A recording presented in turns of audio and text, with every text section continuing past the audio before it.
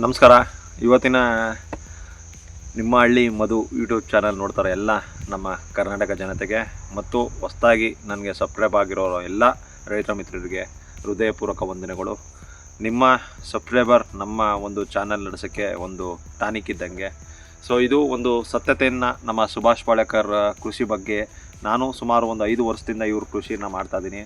ತುಂಬ ಇವತ್ತು ನಮ್ಮ ಮನೆಯಲ್ಲಿ ಖುಷಿಯಾಗಿದ್ದೀನಿ ಅನ್ನೋದಾದರೆ ಒಳಗಡೆಯಿಂದ ರಾಸಾಯನಿಕ ಗೊಬ್ಬರಗಳಾಗಲಿ ಕೊಟ್ಟಿಗೆ ಗೊಬ್ಬರಗಳಾಗಲಿ ತರದೇ ಒಂದು ನಾಟಿ ಹಸು ಇವ್ರು ಹೇಳ್ದಂಗೆ ಒಂದು ನಾಟಿ ಹಸುವನ್ನು ಸಾಕೊಂಡು ಇವ್ರು ಹೇಳಿರೋಂಥ ಕ್ರಮಗಳನ್ನ ಪಾಲನೆ ಮಾಡಿಕೊಂಡು ಇವತ್ತು ಸಂತೋಷವಾಗಿ ಇವತ್ತು ಜೀವನ ಮಾಡ್ತಾಯಿದ್ದೀನಿ ಅಂದರೆ 1 ಎಕರೆಯಲ್ಲಿ. ಅದಕ್ಕೆ ಕಾರಣಕರ್ತರು ಬೇರೆ ಯಾರೂ ಅಲ್ಲ, ನಮ್ಮ ಸುಭಾಷ್ ಪಾಳೇಕರ್ ಅಂತ ಹೆಮ್ಮೆಯಿಂದ ಹೇಳ್ಕೊಡ್ತೀನಿ. ನೀವು ಹೇಳ್ಬೋದು ಹುಟ್ಟಿರೋ ತಂದೆ ತಾಯಿನ ಹೆಸ್ರುಗಳನ್ನ ಹೇಳ್ದಾನೆ ಯಾರೋ ಸುಭಾಷ್ ಪಾಳೇಕರ್ ಹೆಸ್ರನ್ನ ಹೇಳ್ತಾ ಇದ್ದಾರೆ ಇವರು ಅಂತ ಹೇಳ್ಬೋದು.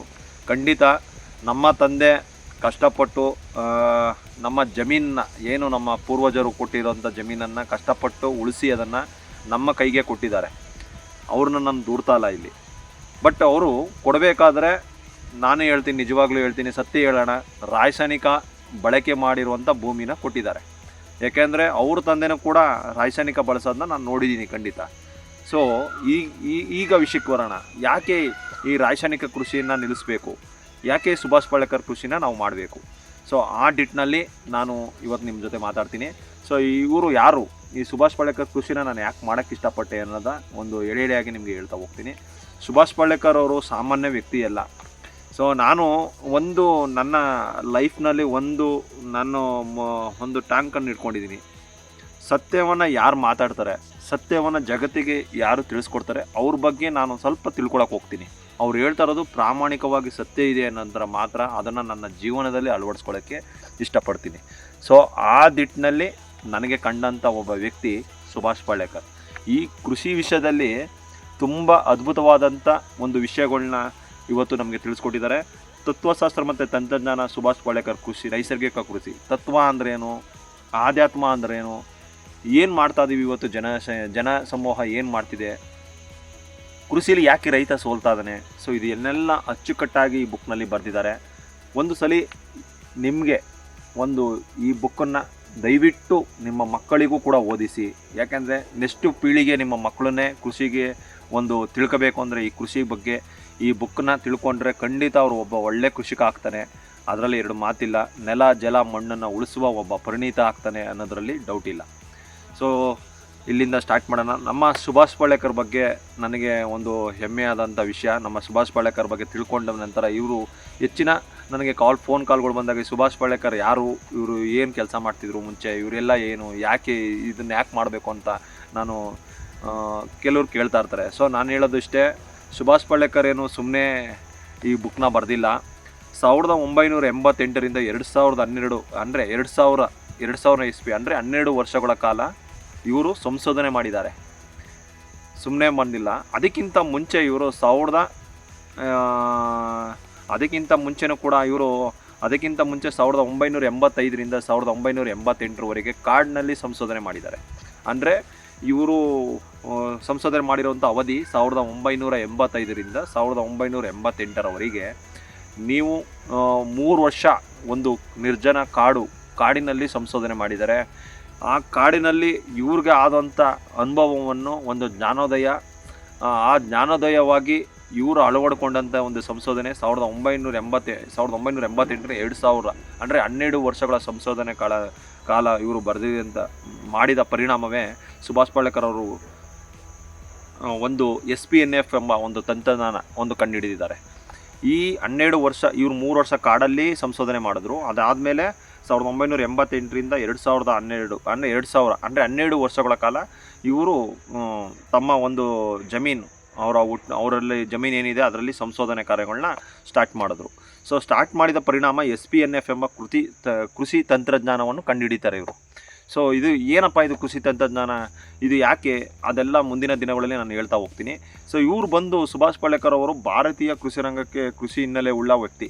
ಅಂದರೆ ಇವರು ಕೃಷಿ ಹಿನ್ನೆಲೆ ಉಳ್ಳ ವ್ಯಕ್ತಿನೇ. ಒಬ್ಬ ಸಾಮಾನ್ಯ ಮಿಡಲ್ ಕ್ಲಾಸ್ ಅಂದರೆ ನಮ್ಮಂತೆ ಒಬ್ಬ ಬಡ ರೈತರ ಮಗನೇ ಇವರು ಕೂಡ ಕುಟುಂಬದ ಬಂದವರಾಗಿದ್ದು ಇವರು 1949ರಲ್ಲಿ ಮಹಾರಾಷ್ಟ್ರ ವಿದರ್ಭ ಪ್ರದೇಶ ಬಲೋರಾ ಎಂಬ ಸಣ್ಣ ಹಳ್ಳಿಯಲ್ಲಿ ಜನಿಸ್ತಾರೆ.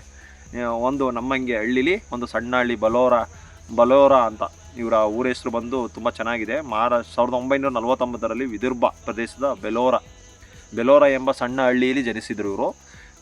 ಅದಾದಮೇಲೆ ಇದು ತಮ್ಮ ಸ್ವಂತ ಭೂಮಿಯಲ್ಲಿ 12 ವರ್ಷಗಳ ಸಂಶೋಧನೆ ಕಾರ್ಯಗಳು, ಈಗಾಗಲೇ ಹೇಳಿದಂಗೆ 12 ವರ್ಷ ಇವರು ಸಂಶೋಧನೆಗಳು ಮಾಡಿದ್ದಾರೆ.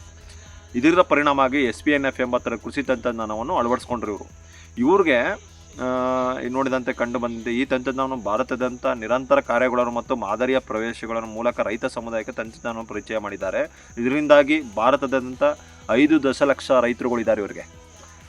ಪ್ರೇಕ್ಷಕರೇ ಕೇಳಿಸ್ಕೊಳ್ಳಿ, ನಮ್ಮ ಭಾರತದಂಥ ದೇಶದಾದ್ಯಂತ ತುಂಬ ಅಂದರೆ ಈ ಕೆಲವರು ಇರ್ತಾರೆ, ಒಂದು ಆ್ಯಡಿಟಿವ್ ಇರ್ತದೆ, ಅಯ್ಯೋ ಇದೆಲ್ಲ ಮಾಡಿ, ಸ್ವಂತ ನಮ್ಮ ತಂದೆನೂ ಕೂಡ ಆ್ಯಡಿಟಿವ್ ಇಟ್ಕೊಂಡಿದ್ದಾರೆ, ಇದೆಲ್ಲ ಮಾಡಿ ನೀನೇನು 100 ವರ್ಷ ಬದುಕ್ಬಿಟ್ಟಿಯಾ ಅಂತ ಒಂದು ಮಾತು ಹೇಳ್ತಾರೆ. ನಾನು ಇವತ್ತು ಪ್ರಮಾಣವಾಗಿ ಈ ಜೀವಾಮೃತ ತೊಟ್ಟಿ, ಈ ಪವಿತ್ರವಾದ ಭೂಮಿ ಮೇಲೆ ಕೂತಿ ಮಾತಾಡ್ತಾ ಇದ್ದೀನಿ. ಒಂದು ಸತ್ಯ ಹೇಳ್ತೀನಿ, ನನಗೂ ಆಸೆಗಳಿದೆ, ಹಣ ಮಾಡಬೇಕು, ದುಡ್ಡು ಮಾಡಬೇಕು, ಚೆನ್ನಾಗಿರಬೇಕು ಅಂತ ಆಸೆ ಇದೆ, ಇಲ್ಲ ಅಂತಲ್ಲ. ಹಂಗಂದ್ಬಿಟ್ಟು ನನ್ನ ಮಕ್ಕಳಿಗೆ ನನ್ನ ಕೈಯಾರೆ ವಿಷ ಕೊಡೋಕ್ಕೆ ನನಗೆ ತಯಾರಿಲ್ಲ. ವಿಷಮುಕ್ತವಾದ ಭೂಮಿಯನ್ನು ನನ್ನ ಮಗುಗೆ ಕೊಡಬೇಕು ಅಂತ ನನ್ನ ಮಗನಿಗೋಸ್ಕರ ಸೊ ನಾನು ಇಟ್ಕೊಂಡಂಥ ಕೆಲಸ ಯಾವುದು, ಒಂದು ಕಡೆ ಪ್ರೈವೇಟ್ ಗೌರ್ಮೆಂಟಲ್ಲೇ ಕೆಲಸ ಮಾಡ್ತಿದ್ದೆ ಮಾನಸ ಗಂಗೋತ್ರಿಲಿ, ಅದನ್ನು ಕೂಡ ರಿಸೈನ್ ಮಾಡಿ ಒಂದು ಪರಿಪೂರ್ಣಕವಾಗಿ ಒಬ್ಬ ರೈತ 1 ಎಕರೆ ಇಟ್ಕೊಂಡು 1 ನಾಟಿ ಹಸು ಇಟ್ಕೊಂಡು ಈ ಸುಭಾಷ್ ಪಾಳೇಕರ್ ಕೃಷಿನ ಸಕ್ಸಸ್ ಮಾಡ್ಬೋದು, ಲಕ್ಷಗಟ್ಟಲೆ ಹಣನ ಸಂಪಾದನೆ ಮಾಡ್ಬೋದು ಅನ್ನೋದನ್ನ ತೋರ್ಸೋಕ್ಕೆ ಒಂದು 5 ವರ್ಷದಿಂದ ನಾನು ಕೂಡ ಈ ಪ್ರಾಮಾಣಿಕವಾಗಿ ಸುಭಾಷ್ ಪಾಳೇಕರ್ ಅವರು ಏನು ಹೇಳಿದ್ದಾರೆ ಆ ತತ್ವಗಳನ್ನ ಇಟ್ಕೊಂಡು ಕೆಲಸ ಮಾಡ್ಕೊಬರ್ತಾ ಇದ್ದೀನಿ. ತುಂಬ ಅದ್ಭುತವಾಗಿ ಈ ಕೃಷಿ ಸಕ್ಸಸ್ ಆಗ್ತಿದೆ ಮತ್ತು ಅಷ್ಟು ಚೆನ್ನಾಗಿ ನನ್ನ ತೋಟ ನೋಡೋಕ್ಕೆ ನಿಮಗೆ ಕಾಣುತ್ತೆ. ಸೊ ಇದು ಆಲ್ರೆಡಿ ನಾನು ತೋಟ ಮಾಡಿಬಿಟ್ಟಿದೆ. ಆ ತೋಟ ಮಾಡಿದ್ರಿಂದ ಈ ತೋಟದೊಳಗಡೆ ಯಾವ್ಯಾವುದೆಲ್ಲ ಬೆಳೆಗಳನ್ನ ಮಾಡ್ಕೋಬೋದು ಅನ್ನೋದನ್ನ ಮುಂದಿನ ದಿನಗಳಲ್ಲಿ ನಾನು ನನ್ನ ಚಾನಲ್ ಮುಖಾಂತರ ಹೇಳ್ತಾ ಹೋಗ್ತೀನಿ. ಡೈವರ್ಟ್ ಆಗೋದು ಬೇಡ. ಸೊ ಇವ್ರಿಗೆ ಹೇಳ್ದಂಗೆ ಸುಭಾಷ್ ಪಾಳೇಕರ್ ಅವರು 2005ರಲ್ಲಿ ಕರ್ನಾಟಕ ಚಿತ್ರದುರ್ಗ ಮೆರುಘಾ ಮಠದಿಂದ ಪದ್ಮಶ್ರೀ ಪ್ರಶಸ್ತಿನೂ ಕೂಡ ಇವ್ರಿಗೆ 2005ರಲ್ಲಿ ಕರ್ನಾಟಕ ಚಿತ್ರದುರ್ಗದ ಮುರುಘಾ ಮಠದಿಂದ ಬಸವಶ್ರೀ ಪ್ರಶಸ್ತಿನೂ ಕೂಡ ಇವ್ರಿಗೆ ನೀಡಿದ್ದಾರೆ. ಅದಾದಮೇಲೆ ಅಲ್ಲದೆ 2016ರಲ್ಲಿ ಭಾರತದ 4ನೇ ಅತ್ಯುನ್ನತ ನಾಗರಿಕ ಪ್ರಶಸ್ತಿಯ ಪದ್ಮಶ್ರೀ ಪ್ರಶಸ್ತಿನೂ ಕೂಡ ಇವರು ಪಡೆದಿದ್ದಾರೆ. ಅವರಿಗೆ 2018ರಲ್ಲಿ ಉತ್ತರ ಪ್ರದೇಶ ಫೈಜಾಬಾದ್ನ ಡಾಕ್ಟರ್ ಮನೋಹರ್ ರೋಹಿರ್ ಅವಧ್ ಕೃಷಿ ವಿಶ್ವವಿದ್ಯಾಲಯದಿಂದ ಗೌರವ ಡಾಕ್ಟರೇಟ್ ಕೂಡ ಇವ್ರಿಗೆ ನೀಡಿದ್ದಾರೆ. ಸೊ ಇಷ್ಟೆಲ್ಲ ಪ್ರಶಸ್ತಿಗಳು ಅವರು ಪಡೆದಿದ್ದಾರೆ. ಇಷ್ಟೆಲ್ಲ ಪ್ರಶಸ್ತಿ ಪಡ್ಬೇಕಾದ್ರೆ ಮನುಷ್ಯನಿಗೆ ಸುಮ್ಮನೆ ಕರ್ಕೊಬಂದು ಪ್ರಶಸ್ತಿ ಕೊಡಲ್ಲ. ನಮ್ಮ ಕರ್ನಾಟಕದಲ್ಲೂ ಕೊಟ್ಟಿದ್ದಾರೆ ಮತ್ತು ನಮ್ಮ ಭಾರತದ ಪದ್ಮಶ್ರೀ ಪ್ರಶಸ್ತಿನೂ ಪಡೆದಿದ್ದಾರೆ. ಇಷ್ಟೆಲ್ಲ ಪಡೆದಿದ್ರು ಕೂಡ ಜನ ಇವ್ರನ್ನ ಸ್ವೀಕರಿಸೋಕ್ಕೆ ಕೆಲವು ಮಂದಿಗಳು ಇನ್ನೂ ಜಂಜಾಟದಲ್ಲಿದ್ದಾರೆ. ಯಾಕೆ ಅಂದರೆ ಕೆಲವು ಬಿಸ್ನೆಸ್ಗಳು ಸ್ಟಾರ್ಟ್ ಆಗಿದೆ, ಆರ್ಗಾನಿಕ್ ಪ್ರಾಡಕ್ಟ್ ಅದು ಇದು ಅಂತ ಸ್ಟಾರ್ಟ್ಗಳಾಗಿದೆ. ಸೊ ಎಲ್ಲಿ ಇವರು ಎಲ್ಲ ಈ ಕೃಷಿನ ಅಳವಡಿಸ್ಕೊಬಿಟ್ರೆ ಜನನ ಟೋಟಲಿ ಹೇಳ್ತೀನಿ ನೋಡಿ ಸರ್, ಟೋಟಲಿ ಈ ಕೃಷಿನ ಅಳವಡಿಸ್ಕೊಂಡ್ರೆ ನೀವು ಹೊರಗಡೆಯಿಂದ ಯಾವುದೇ ಏನೂ ತರಬೇಕಾಗಿರೋ ಅವಶ್ಯಕತೆ ಇಲ್ಲ. ಇದು ಒಂದು ಬಲವಾದ ಕಾರಣ. ಕೃಷಿನ ಅಳವಡಿಸ್ಕೊಳ್ಳೋಕ್ಕೆ ನಿಮ್ಮಗಳನ್ನ ಬಿಡೋಲ್ಲ, ಅವರು ಯಾವುದೇ ಕಾರಣಕ್ಕೂ ಬಿಡೋಲ್ಲ.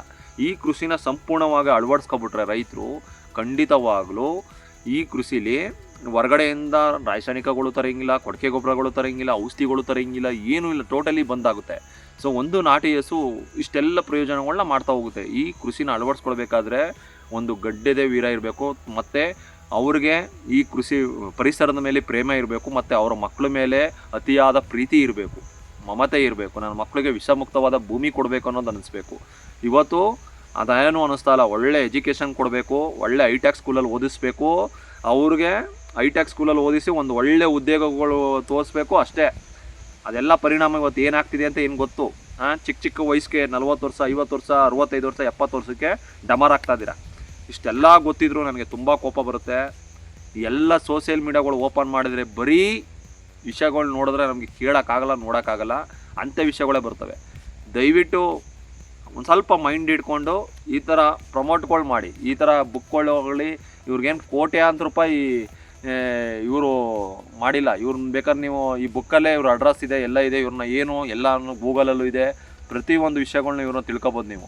ದಯವಿಟ್ಟು ಅತಿ ನಾಗರಿಕರು ನಮ್ಮ ಭಾರತದಲ್ಲಿ ಹುಟ್ಟಿರೋ ಈ ಪವಿತ್ರವಾದ ಭೂಮಿಯಲ್ಲಿ ಹುಟ್ಟಿದ್ದೀರಿ ಅಂದರೆ ದಯವಿಟ್ಟು ಹೇಳ್ತೀನಿ ಕೇಳಿ. ಈ ಮಣ್ಣಿಗೆ ಏನಾದ್ರು ನೀವು ಸಲ್ಲಿಸಬೇಕು, ಈ ಮಣ್ಣಿಗಾಗಿ ನಾನು ಏನಾದ್ರು ಒಂದು ಮಾಡಬೇಕು ಅನ್ನೋದೇ ನಿಮ್ಮ ರಕ್ತದಲ್ಲಿ ಬ್ಲಡ್ಡಲ್ಲಿದ್ದರೆ ಖಂಡಿತ ಈ ಥರ ಕೆಲಸಗಳನ್ನ ಮಾಡಿ. ನಿಮ್ಮ ಹತ್ರ ಜಮೀನಿದ್ದರೆ ಒಂದು ಸ್ವಲ್ಪ ಏನಾದರೂ ಮಾಡಿ, ಎಲ್ಲೋ ಹೋಗಿ ಎಲ್ಲೋ ಜಾಗದಲ್ಲಿ ಯಾವುದೋ ರೀತಿ ಸಂಪಾದನೆ ಮಾಡಿ ಅದನ್ನು ಕಷ್ಟಪಟ್ಟು ದುಡ್ದು ಸಂಪಾದನೆ ಮಾಡ್ತೀರಾ, ಕೊನೆಗೆ ಹೋಗಿ ಆಸ್ಪತ್ರೆಗಳು ಅಲ್ಲಿ ಇಲ್ಲಿ ಕಟ್ತೀರಾ. ಸೊ ಇಷ್ಟೆಲ್ಲ ಇದ್ದು ಕೂಡ ನೀವು ಭೂಮಿ ಇದ್ದು ಅದಿದ್ದು ಮಾಡೋಕ್ಕಾಗ್ದೇ ನೀವು ಹೆಲ್ಪ್ಲೆಸ್ ಆಗಿದ್ರೆ ದಯವಿಟ್ಟು ಹೇಳ್ತೀನಿ, ನಿಮಗೆ ಅಂತ್ಯ ಮಾತ್ರ ಘೋರವಾಗಿರುತ್ತೆ. ಸತ್ಯವಾದ ಮಾತಿದು, ಅಂತ್ಯಗಳು ತುಂಬ ಘೋರವಾಗಿರುತ್ತೆ. ಊಹೆನೂ ಮಾಡ್ಕೊಂಡಿರಲ್ಲ, ನಿಮ್ಮ ಕಣ್ಣು ಮುಂದೆನೇ ಇವೆಲ್ಲ ನಡೀತವೆ. ಅದು ನೋಡಿಕೊಂಡು ಸುಮ್ಮನೆ ಕಣ್ಣೀರು ಹಾಕಬೇಕು, ತೊಗೊಂಡೋಗಿ ಮಣ್ಣಿಗೆ ಹಾಕ್ಬಿಟ್ಟು ಬರಬೇಕು ಹೊರತು ಇನ್ನೇನೂ ಮಾಡೋಕ್ಕಾದ ಅಸಾಹಸತಿ. ನೀವೇನಾದರೂ ಮಾಡಬೇಕಾದಿದ್ದರೆ ಖಂಡಿತ ಈ ಬುಕ್ನ ಓದಿ, ಈ ಕೃಷಿನ ಅನುಸರಿಸಿ, ಮತ್ತು ಈ ಕೃಷಿಲಿ ಆಗುವಂಥ ಬದಲಾವಣೆಗಳು, ಆ ಎಂಜಾಯ್ಮೆಂಟು ಮತ್ತು ಆ ಪರಿಸರದಲ್ಲಿ ಆಗುವಂಥ ನಿಮಗೆ ಕಣ್ಣಿಗೆ ಕಾಣುವಂಥ ಸೂಕ್ಷ್ಮ ಜೀವಿಗಳು, ಅನಂತ ಕೋಟಿ ಜೀವಾಣುಗಳನ್ನು ನೀವೇನು ನಾಶ ಮಾಡ್ತಾಯಿದ್ರಿ ಇವತ್ತು ಅತಿಯಾದ ರಾಸಾಯನಿಕ ಅದು ಇದು ಬಳಸಿ, ಅದೆಲ್ಲ ನಿಮಗೆ ಕಣ್ಣಿಗೆ ಕಾಣ್ತಾ ಹೋಗುತ್ತೆ. ನೀವೇ ನೋಡಿರ್ಬೋದು, ಬಾಲ್ಯದಲ್ಲಿ ನೀವೆಲ್ಲ ಜಮೀನಿಗೆ ನಡ್ಕೊಂಡು ಹೋಗ್ಬೇಕಾದ್ರೆ ನಳ್ಳಿಗಳು ಸಿಗ್ತಿತ್ತು, ಸಾವಿರಾರು ನಳ್ಳಿಗಳು ತೇವರಿಗಳಲ್ಲಿ ಓಡಾಡ್ತಿದ್ದೋ. ಇವತ್ತೆಲ್ಲಿ ಒಂದೇ ಒಂದು ನಳ್ಳಿ ಸಿಗಲ್ಲ ಕಣ್ರಿ. ಒಂದು ನಳ್ಳಿಗಳು, ಮರಿ ನಳ್ಳಿಗಳಿಲ್ಲ. ಎಲ್ಲ ರಾಸಾಯನಿಕಗಳು ಬಳಸಿ ಹಾಳು ಬಿದ್ದು ಹೋಗಿದ್ದೀರಾ. ಒಂದು ಯಾವುದು ಜಾಗಗಳಲ್ಲಿ ಏನೂ ಸಿಗ್ತಾಯಿಲ್ಲ. ಅತಿಯಾದ ಹಣಗಳು ಮಾಡಿ ನೀವು ಕಣ್ಣು ಮುಚ್ಕೊಳ್ಳೋವಾಗ ನಿಮ್ಮ ಮಗನಿಗೆ ಏನು ಬೇಕೋ ಅದು 1 ಕೋಟಿ ಇಟ್ಬಿಟ್ಟು ಅವ್ನು ಹೋಗ್ತೀರಾ. ಅವನಿಗೋ ಒಂದು 40 ವರ್ಷ 50 ವರ್ಷ ಹೋಗಿ ಅವ್ನು ಆರೋಗ್ಯನೇ ಇರಲ್ಲ, ಅವನು ಡಮಾರ ಅಂತಾನೆ. ಇನ್ನೆಷ್ಟು ಹೋಯ್ತು ಎಲ್ರಿ ಸರ್ವನಾಶ ಆಗುತ್ತಲ್ರಿ ಭೂಮಿ. ಇನ್ನೆಲ್ಲೂ ಹೊಡೆಯೋಕ್ಕಾಗಲ್ಲ. ನೀವು ಯಾವುದನ್ನು ನಮಗೆ ಏನೂ ಉಳ್ಗಲ್ಲ ಇಲ್ಲ. ಕರೆಕ್ಟಾಗಿ ನೀವು ಈ ಕೃಷಿನ ಕರೆಕ್ಟಾಗಿ ಮಾಡಿಕೊಂಡ್ರೆ ಇವತ್ತೇ ನೀವು ಬಚಾವಾಯ್ತೀರಾ. ಇಲ್ಲಾಂದರೆ ನಿಮ್ಮ ಮುಂದಿನ ಪೀಳಿಗೆಗೆ ನೀವೇನು ಮಾಡಿದ್ರೂ ವೇಸ್ಟೇ. ದಯವಿಟ್ಟು ಸುಭಾಷ್ ಪಾಳೇಕರ್ ಕೃಷಿನ ಮಾಡಿ, ಸುಭಾಷ್ ಪಾಳೇಕರ್ ಅವ್ರಿಗೆ ಒಂದು ಬೆನ್ನು ತಟ್ಟುವಂಥ ವಿಷಯಗಳಾಗಬೇಕು. ಇವ್ರನ್ನ ಯಾಕಪ್ಪ ನಾನು ಇಷ್ಟೊಂದು ಪ್ರಮೋಟ್ ಮಾಡ್ತಾ ಇದ್ದೀನಿ ಅಂದರೆ ಅವ್ರ ಕಡೆಯಿಂದ ಏನೋ ನಮಗೆ ಒಂದು ಸೂಟ್ ಕೇಸ್ ಬರೋಲ್ಲ. ಸೊ ಯಾಕೆ ಅಂದರೆ ನಾನು ಈ ಚಂದಗಾಲು ಗ್ರಾಮದಲ್ಲಿ ಸುಮಾರು 2000 ಓಟಿದೆ. ಇಲ್ಲೂ ಸುಮಾರು ಒಂದು 1000 ಎಕರೆಗಟ್ಟಲೆ ಜಮೀನುಗಳಿದೆ. ಇಲ್ಲಿ ಯಾರೂ ಕೂಡ ಜೀವಾಮೃತ ಬಳಸಲ್ಲ. ನಾನು ಒಬ್ಬನೇ ಜೀವಾಮೃತ ಬಳಸ್ತಾ ಇರೋದು, ಅರ್ಥ ಮಾಡ್ಕೊಳ್ಳಿ. ಸ್ವಂತ ನಮ್ಮ ತಂದೆನೂ ಕೂಡ ಜೀವಾಮೃತ ಬಳಸಲ್ಲ, ನನ್ನ ಫ್ಯಾಮಿಲಿಲೂ ಕೂಡ ಜೀವಾಮೃತ ಬಳಸಲ್ಲ. ನನ್ನ 1 ಎಕರೆ ಮಾತ್ರ ಜೀವಾಮೃತ ಬೆಳೆಸ್ತಾ ಇರೋದು. ಎಲ್ಲೂ ಕೂಡ ಇದಕ್ಕೆ ಮಾಡೋಕ್ಕೆ ರೆಡಿ ಇಲ್ಲ ರೈತರುಗಳು. ಯಾಕೆ ಅಂದರೆ ಅವ್ರಿಗೆ ಹಣಕಾಸಿನ ಸ್ಥಿತಿ, ಬದುಕೋಕ್ಕಾಗದಂಥ ಸ್ಥಿತಿ ಇದೆ. ಮೆಣಸಿನ್ಕಾಯಿ ಬೆಳೀತಾರೆ, ಅದು ಬೆಳೀತಾರೆ, ಇದು ಬೆಳೀತಾರೆ, ದಿನನಿತ್ಯ ಜೀವನಕ್ಕೆ ದುಡ್ಡು ಬೇಕು. ಸೊ ಅದನ್ನು ಒಂದು ಸಿಂಪಲ್ ಆದ ಜೀವನ ಮಾಡಿಕೊಂಡು ಈ ಕೃಷಿನ ಮಾಡಿ ಒಂದು ಕರೆಕ್ಟ್ ಲೆವೆಲ್ಗೆ ನಿಲ್ಲಿಸಿದ್ರೆ ನಿಮ್ಮ ಮಕ್ಕಳುಗಳು, ಯಾರು ನಿಮ್ಮ ಮಕ್ಕಳು ದೊಡ್ಡವರಾದ ಮೇಲೆ ಅವರೆಲ್ಲೂ ಹೋಗಿ ತಲೆ ಕೆರುವಂಥ ಅವಶ್ಯಕತೆ ಇಲ್ಲ. ಈ ಭೂಮಿಲೇ ನಿಮಗೆ ಬೇಕಾಗುವಷ್ಟು, ನಿಮಗೆ ಬದುಕೋಕ್ಕಾಗುವಷ್ಟು ನೀವು ಎಂಜಾಯ್ಮೆಂಟ್, ನೀವು ನೆಕ್ಸ್ಟಿನ ಪೀಳಿಗೆ ಬದುಕೋವರೆಗೂ ಇಲ್ಲಿ ಭೂಮಿಲಿ ಅತ್ಯಂತ ಹಣ, ನಿಮಗೆ ಬದುಕುವಷ್ಟು ಹಣ ಮತ್ತು ಆರೋಗ್ಯ ಮತ್ತು ಒಳ್ಳೆ ಪದಾರ್ಥಗಳು ನಿಮ್ಮ ಭೂಮಿಲಿ ಬರ್ತಾ ಇರುತ್ತೆ. ನೀವು ಅದನ್ನು ಇಟ್ಕೊಂಡ್ರೂ ಸಾಕು, ನೀವು ಆರಾಮಾಗಿ ಜೀವನ ಮಾಡ್ಕೊಂಡು ಹೋಗ್ಬೋದು. ಆರೋಗ್ಯವಾದಂಥ ಭೂಮಿ ಇದೆ. ಮತ್ತು ನಮ್ಮ ಭಾರತ ಭೂಮಿ ಅತ್ಯಂತ ಪವಿತ್ರವಾದಂಥ ಭೂಮಿ. ಇದಕ್ಕೆ ಅನುಗುಣವಾಗಿ ನೀವು ಕೆಲಸಗಳ ಮಾಡಬೇಕು. ಇದು ಬುಕ್ನ ತೊಗೊಂಡು ಓದಿ, ಏನು ಮಾಡ್ತಾ ಇದ್ದೀರಾ, ಎಷ್ಟು ಪಾಪ ಮಾಡ್ತೀರಾ, ಕೊನೆಗೆ ಹೋಗಿ ಸಂಜೆ ಹೋದ್ಮೇಲೆ ಕೈ ಮುಗಿದ್ಬಿಟ್ಟು ಕರ್ಪೂರ ಹಚ್ಬಿಟ್ಟು ದೇವರೇ ಕಾಪಾಡಪ್ಪ ಅಂತೀರಾ. ಸೊ ಈ ಬುಕ್ಕಲ್ಲಿ ಅದು ಬರೆದಿದ್ದಾರೆ, ಓದಿ. ಇಷ್ಟೆಲ್ಲ ಹೇಳೋಕ್ಕೆ ಇಷ್ಟಪಡ್ತೀನಿ. ದಯವಿಟ್ಟು ಈ ನಿಮ್ಮ ಹಳ್ಳಿ ಮಧು ಯೂಟ್ಯೂಬ್ ಚಾನಲ್ನ ಅತಿ ಹೆಚ್ಚು ಜನಕ್ಕೆ ಶೇರ್ ಮಾಡಿ, ಮತ್ತು ಈ ವಿಡಿಯೋನ ಎಲ್ಲರೂ ಜನಸಮೂಹ ನೋಡಲಿ. ಯಾಕೆಂದರೆ ನೀವು ನೋಡಿದಷ್ಟು ನಿಮ್ಮ ಬೆಂಬಲ ನನಗೆ ಒಂದು ಟಾನಿಕ್ ಇದ್ದಂಗೆ, ಮತ್ತು ನನ್ನ ಸೇಫ್ಟಿನೂ ಕೂಡ. ಯಾಕಂದರೆ ಸತ್ಯನ ಹೇಳೋರಿಗೆ ಕೆಲವು ವರ್ಗಗಳಿಗೆ ಅರ್ಗಿಸ್ಕೊಳಕ್ಕಾಗಲ್ಲ. ಸೊ ಆ ದಿಟ್ಟಿನಲ್ಲಿ ನಾನು ಕೆಲಸ ಮಾಡ್ತಾಯಿದ್ದೀನಿ. ದಯವಿಟ್ಟು ಎಲ್ಲರೂ ಪ್ರೋತ್ಸಾಹಿಸಿ ಈ ಸತ್ಯವನ್ನು ಜಗತ್ತಿಗೆ ತಿಳಿಸೋಣ. ಈ ಮೊಬೈಲ್ಗೆ ಬರೋವಂಥ ಇಂಟರ್ನೆಟ್ ಏನು ಕೊಡ್ತಾರೆ ಅದನ್ನು ನ್ಯಾಯಯುತವಾಗಿ ಉಪಯೋಗಿಸ್ಕೊಂಡು ನಮ್ಮ ಸಮಾಜಕ್ಕೆ ಒಂದು ಒಳ್ಳೆಯ ಮೆಸೇಜ್ನ ಬಿಡೋಣ ಅಂತ ಹೇಳ್ತಾ, ನಿಮ್ಮ ಹಳ್ಳಿ ಮಧು ಯೂಟ್ಯೂಬ್ ಚಾನಲ್ನ ಸಪೋರ್ಟ್ ಮಾಡಿ ಮತ್ತು ಬೆಂಬಲಿಸಿ ಅಂತ ಹೇಳ್ತಾ 2 ಮಾತು ಮುಗಿಸ್ತೀನಿ. ಜೈ ಗೋಮಾತೆ, ಜೈ ಸುಭಾಷ್ ಪಾಳೇಕರ್.